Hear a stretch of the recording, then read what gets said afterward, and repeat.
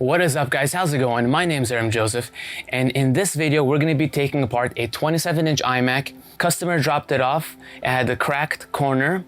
So I'm going to show you guys how I recycle items like this, how I retain as much value as possible, all while recycling the commodity pieces such as the aluminum and whatnot. So let's get into it.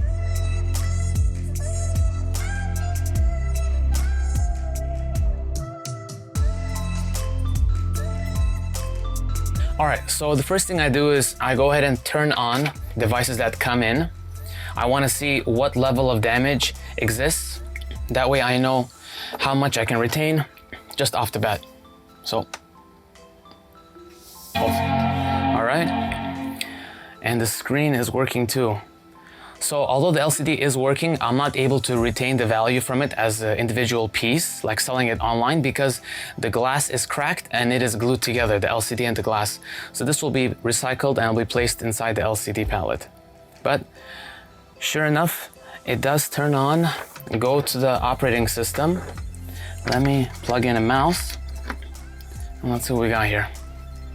And it's responding pretty quickly too. That's a good part. With these, it's very synonymous. They have fusion drives. So fusion drive is like the SSD and in a 3.5 conventional hard drive. They do it in such a way where they work in tandem. But when the conventional drive 3.5 goes out, the whole computer goes slow. So this one responded very quickly. And that's a good sign. Like very, very quickly. It means nothing has gone bad with the storage. Storage is a 256, so there is no fusion drive, that's why it's still working. 3.5 i7, 16 gigabytes DDR3. This is the premium model. This is the upgraded version because it has the 4 gigabytes of graphics, the GTX 780M. So by the looks of it, as you guys can see, you know, it is responding very quickly. So what I'm going to go ahead and do is take out the screen, and then we'll see, you know, the situation inside, and then extract as many parts as we can extract that we can sell to other, you know, let's say computer shops or individuals online like on eBay that may need replacement parts. And then the remaining items will be recycled for their commodity value pieces. So let's go ahead, unplug it, and then we'll start taking it apart. All right, so because this whole thing is glued together, it's not like the models previously where you can just pop the glass off and then you have access to the LCD. This is all really thin so that they glued it together. The best thing to do, the best way to access it is to use a heat gun all around at the edges. Never keep the heat in one spot. Just keep on moving and slowly the glue will, you know, soften up, and you can use a prying tool and just slowly pry it out.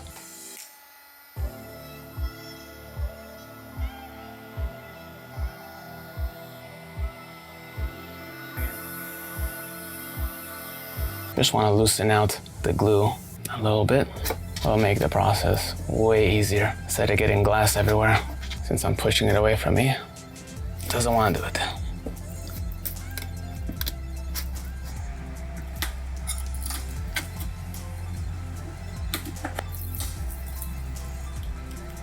Although the screen is cracked as far as like the glass, I still want to take every precaution using a heat gun to separate the glue from the aluminum, because I would prefer there to be as little glass as possible everywhere. Now we've gone a little bit of headway. As you can tell, see from here, this black foamy type glue, this is the glue that keeps it together. This side that remains, and this should be. See how that popped up in my face?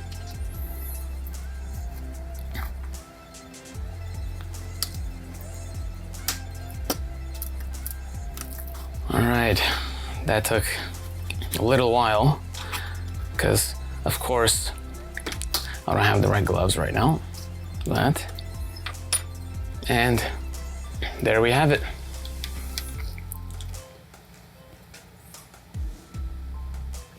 See? Gotta take this one wire out carefully. Where are we? There you go.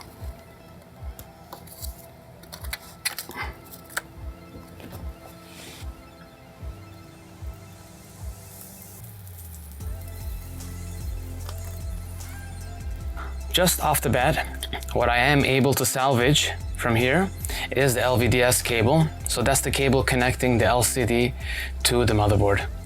So let me go ahead, grab a little pin, and I will save this right now. That way at the end we'll have a little tally of everything that I was able to salvage. Seems like the glue is on the bottom, still holding. It's a little dramatic.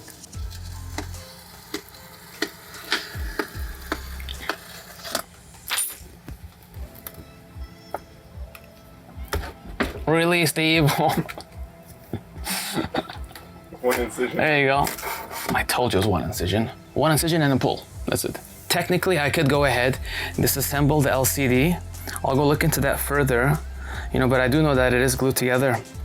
I'm seeing on this side there are screws, but that's a very, long and intense process separating the two. Okay. So now that the LCD is off, we did turn on the computer, we did test out the different parts, different components. And for the most part, just the fact that it did turn on, it did boot, it did react quickly, we know that as a combined unit, it does function properly. So we're gonna go ahead and just got a little bit of glass on my finger. You should wear gloves. Do not do this without gloves. We're gonna go ahead and extract all the pieces, power supply, motherboard, fan, speakers, and then we'll lay them out at the end, as well as the webcam. So we'll lay them out at the end, and then we'll see how much they go for, see how much we're able to retain.